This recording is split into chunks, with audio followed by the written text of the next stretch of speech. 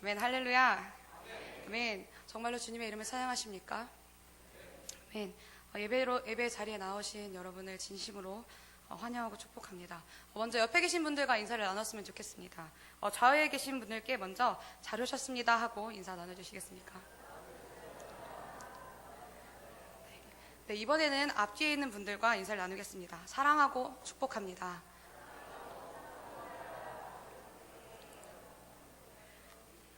네, 말씀을 나누기 전에 먼저 여러분께 양해를 구하고 싶습니다. 저는 말씀을 나눌 때 그러니까 말씀을 듣는 회중들에게 많은 질문을 하는 편입니다.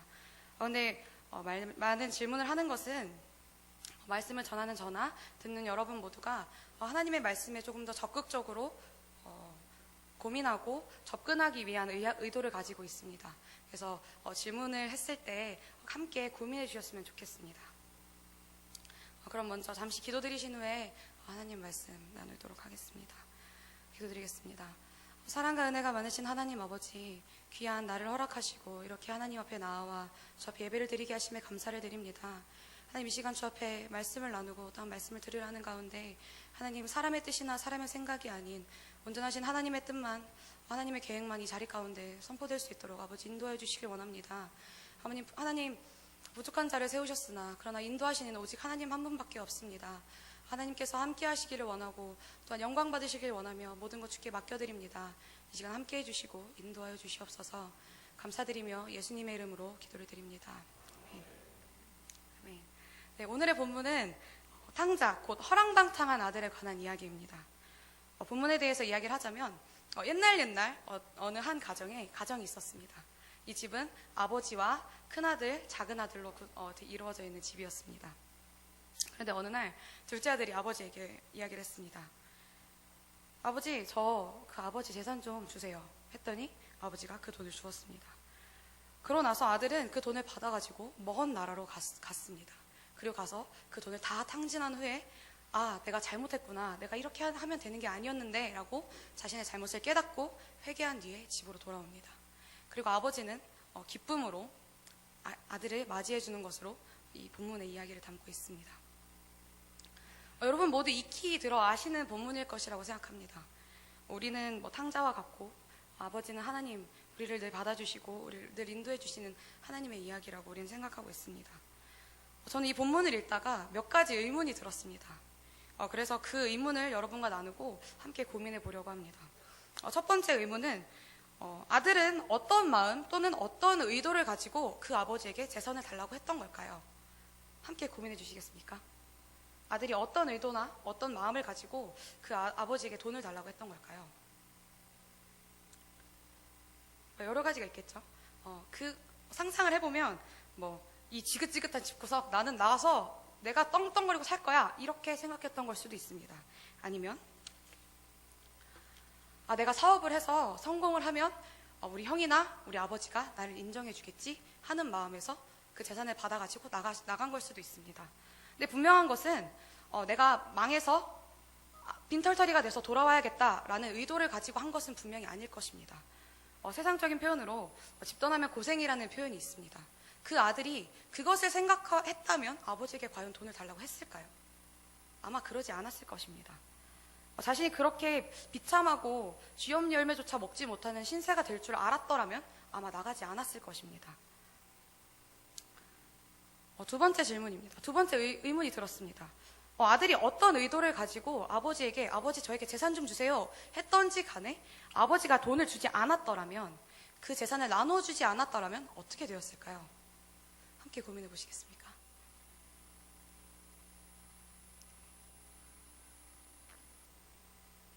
아마도 저는 어떤 생각이 들었냐면 아마도 미천이 없어서 사업을 하고 싶었든 아니면 정말 떵떵거리고 살고 싶었든 여러 가지 의도가 있든지 간에 아마도 미천이 없어서 나가지 못했을 것이라고 생각했습니다. 집을 나가려면 우리가 여행을 간다 하더라도 여행 자금이 있어야만 나갈 수 있던 것처럼요. 12절 말씀에 보면은 재산 중에서 내게 돌아올 분깃을 주소서 하고 말하는 부분이 있습니다. 이 표현은 우리가 쉽게 표현을 한다면 아버지가 돌아가시면 제가 받을 유산을 저에게 주세요 라는 사실 폐륜적인 표현입니다. 아버지를 이미 죽은 사람 취급하면서 그 돈을 저에게 달라고 하는 굉장히 폐륜적인 표현입니다. 근데 이런 표현을 할 정도의 아들이라면 아버지가 재산을 주지 않았다면 돈을 훔쳐서라도 나갔을 수도 있어요. 하지만 우리가 여기서 주목해야 할 것은 돈을 훔치든 달라고 해서 얻어냈든 미천이 없다면 나가지 못했을 것이라는 것입니다. 오늘 말씀의 제목이 뭔지 알고 계십니까? 네, 첫 마음으로입니다. 벌써 2016년의 첫 달인 1월이 벌써 다 가고 마지막 날이 되었습니다. 오늘은 딱 제가 이 교회에 부임한 지 꼭 한 달째 되는 날입니다. 벌써 한 달이 된 것 같아서 굉장히 시간이 빨리 지난 것 같아요, 저는. 여러분은 2016년을 어떤 마음으로 시작하셨습니까? 어떤 마음을 가지고, 어떤 의도를 가지고, 어떤 하나님 앞에 기도 제목을 가지고 시작하셨습니까? 어떤 의도를 가지고 하나님 앞에 헌신하겠다 다짐하셨습니까? 그리고 지금은 그 삶을 살아가고 계십니까? 우리가 2016년의 첫 한 달을 보내면서 그 마음을 조금 되돌아보는 시간을 가졌으면 좋겠습니다. 저의 얘기를 하고 싶은데, 저는 올해를 맞이하면서 개인적인 계획과 새로운 사역을 위해서 기도를 했어요. 개인적인 계획으로는 다이어트도 있을 것이고, 많은 사람들을 만나면서 사람들과 어떻게 교제해야 할까? 하나님, 제가 새로운 사람들을 만나는데 하나님께서 도와주세요. 그리고 제가 이제 대학교 4학년인데 4학년이 되는데 하나님 저의 학업을 책임져 주세요 하고 기도했습니다. 그랬더니 정말 감사하게 저는 제가 기도했던 이 기도 제목들이 저는 참 끈기가 부족한 사람이라 제가 하기에는 굉장히 어려운 기도 제목들이었습니다. 근데 정말 감사하게 제가 운동에 재미를 붙이게 해주셨고, 그리고 사람들과 교제할 수 있도록 좋은 사람들을 많이 허락해 주셨고, 그리고 공부할 수 있도록 제게 열정을 허락해 주셨습니다. 배워야 할 목표와 많은 생각들을 주셨습니다. 하나님께서 저에게 분명히 기도에 응답해 주셨습니다. 근데 그랬더니 저의 반응은 어땠는지 아십니까? 저는 원래 기도하는 시간을 정해놓고 기도를 하고 있습니다. 밤 9시 반에 제 기도 시간을 정해놓고 기도를 하고 있는데, 운동하는 게 재밌어지니까 그 시간이 오든 말든 그냥 운동을 하는 거예요. 그리고 사람들과 교제하는 것이 너무 좋으니까 사람들을 만나면서 기도 시간이 됐는데도 불구하고 그 시간을 뒤로 밀어가면서 그 사람들과 이야기하고 밥을 먹고 차를 마셨습니다. 참 이상한 일이죠. 하나님께서 분명히 저의 기도를 응답해 주셨고, 제가 요구한 것들에 대해서 제가 할 수 있도록 분명히 이끌어 주셨는데 저는 오히려 하나님과 멀어졌습니다. 정말 이상한 것 같아요. 왜 하나님께서 들어주셨는데 우리는 하나님 앞에 소홀해질까요? 이것이 비단 저의 모습뿐만이 아니라 여러분에게도 있는 모습일 것이라고 생각합니다. 여러분의 삶 가운데서 둘째 아들이 아버지에게 어떤 의도를 가지고 재산을 구했던 것처럼 하나님 앞에 구하신 것이 있으십니까? 건강, 물질적인 풍요, 자녀들의 삶, 여러 가지가 있으신 줄로 압니다. 그렇다면 그것으로 인해서 여러분 하나님 앞에 가까워지셨습니까? 아니면 더욱더 멀어지셨습니까? 그 기도의 제목들이 여러분의 삶에 있어서 아버지의 재산과 같이 되어 있진 않습니까? 우리가 하나님 곁을 떠나는 것은 뭔가 대단한 시련이 있고 역경이 있어야만 되는 것이 아닙니다. 우리가 하나님 앞에 선한 의도를 품고 구했던 것, 하나님 저에게 이 사역을 맡겨주신다면 하나님 제가 감사함으로 헌신하겠습니다, 이렇게 마음을 먹었어도 어느 순간 되돌아보면은 하나님보다 이 사역 자체에 더 집중되어 있을 수가 있습니다. 하나님께서 우리에게 많은 은혜를 주셨음에도 불구하고 어느 순간 되돌아봤을 때 그 은혜가 우리가 하나님을 떠나는 그 재산과 같은 역할을 하고 있을 수도 있습니다. 근데 하나님 앞에 구하는 것이 나쁜 것은 아닙니다. 마태복음 7장 7절에 보면 예수님께서 구하는 자에게 주실 것이라고 말씀하셨고, 또한 우리 스스로의 모든 필요를 채울 수 없다는 것을 잘 알고 있습니다. 여기서 우리가 주의해야 하는 것은 우리가 구하는 것이 정말로 하나님의 영광을 높이는 일인가, 아니면 우리가 하나님으로부터 멀어지는 일인가에 대한 것입니다. 그것을 살펴볼 필요가 있다고 생각합니다. 본문 22절에 보면은 아버지가 아들을 용서하는 마음으로 받아주고 제일 좋은 옷을 입혀주고 가락지를 끼우고 발에 신을 신겨줍니다. 그리고 그 뒷부분은 본문에 나와 있지 않지만 큰아들과 아버지의 갈등으로 이 비유가 마무리되고 있습니다. 그렇다면 여기서 한 가지 더 의문이 들었습니다. 함께 고민해 주셨으면 좋겠어요. 그렇다면 과연 정말로 둘째 아들이 아버지와 함께 행복하게 영원히 살았을까요? 함께 생각해 주시겠습니까? 정말로 둘째 아들이 아버지와 형과 함께 자신을 받아준 아버지와 형과 함께 영원히 살았을까요? 행복하게. 이 내용은 우리가 의문을 가진 것은 성경에는 나와 있지 않습니다. 그러나 우리는 우리의 삶을 통해서 잘 알고 있습니다. 우리가 탕자라고 생각을 했을 때 우리가 죄를 지은 것을 알고 하나님 앞에 돌아와 회개하고 하나님 제가 잘못했습니다.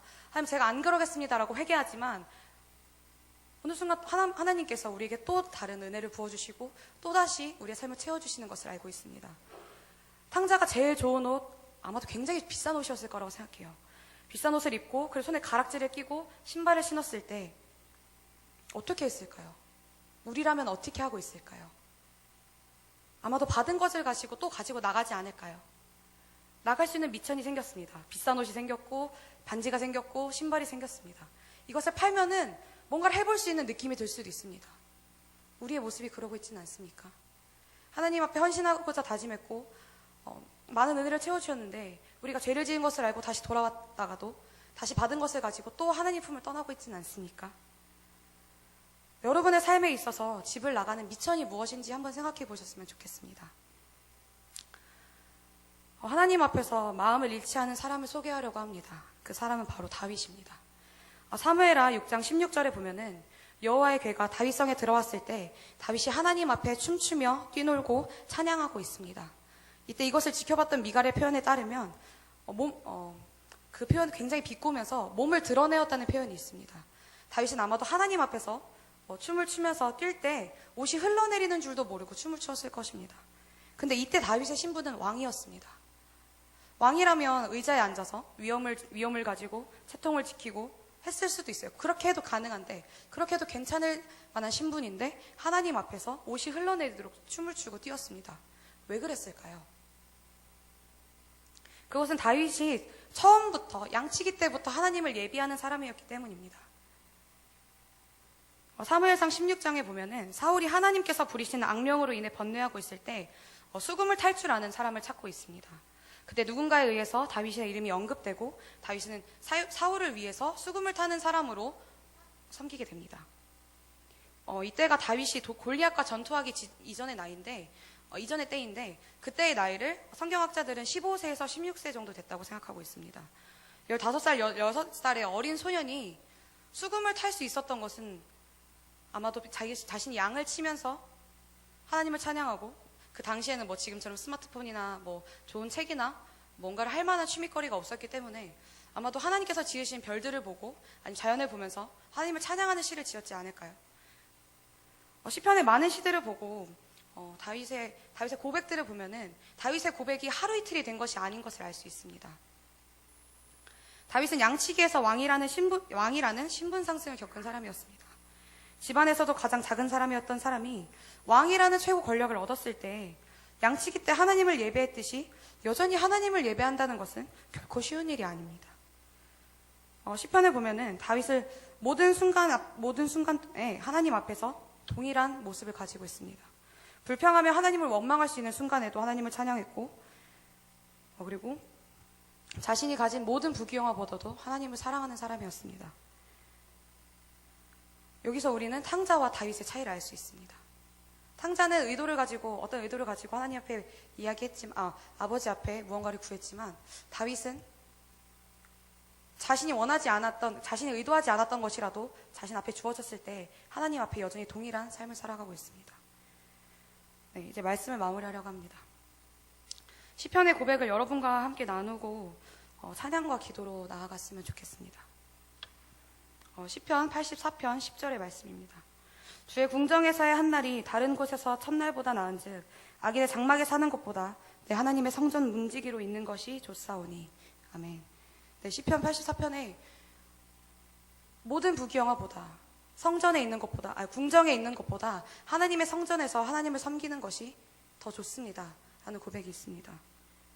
이것을 보면서 우리는 우리의 처음 마음을 기억했으면 좋겠습니다. 2016년 처음 여러분이 하나님 앞에서 헌신하고자 다짐했던 그 마음, 그리고 하나님께서 우리에게 부으셨던 그 은혜, 그 품었던 처음의 마음과 처음의 의도로 돌아갔으면 좋겠습니다.